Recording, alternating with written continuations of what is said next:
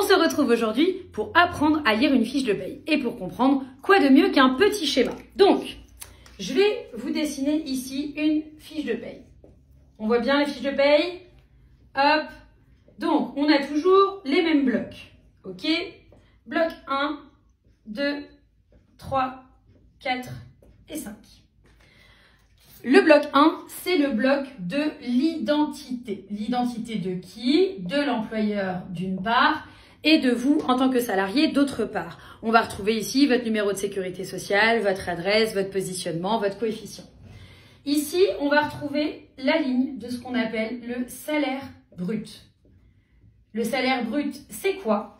C'est le montant de votre taux horaire multiplié par le nombre d'heures pendant lequel vous avez travaillé pendant le mois. Si vous êtes à 35 heures, c'est 151h67. C'est aussi à cet endroit-là que je retrouve les dispositions relatives aux heures sup et aux heures complémentaires.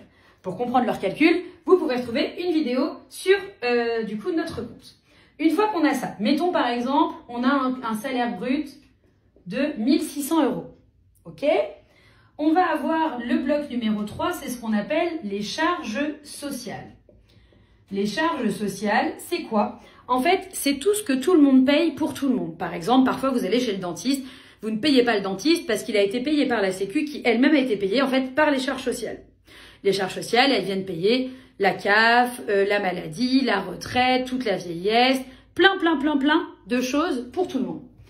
Les charges sociales, elles sont soit salariales, payées par les salariés, soit patronales, payées par le patron. Les charges salariales viennent en déduction de ce montant. Par exemple, imaginons que vous avez 250 € de charges sociales salariales. Ça veut dire que votre net avant impôt, le bloc numéro 4, du coup sera de 1600 moins 250, donc 1350 €. Imaginons que vous avez un impôt qui est par exemple de 10 €, puisqu'on se rappelle qu'aujourd'hui, l'impôt est prélevé directement sur la fiche de paye. Le net payé sur votre compte en banque est donc égal à votre brut moins les charges sociales, moins notre impôt qui était de 10 €, soit ici un versement de 1340 €. Donc on retient, on a ici le salaire brut, les charges sociales, le net à payer avant impôt, les impôts, et enfin, le versement qui apparaît sur votre compte en banque. J'espère que c'est plus clair.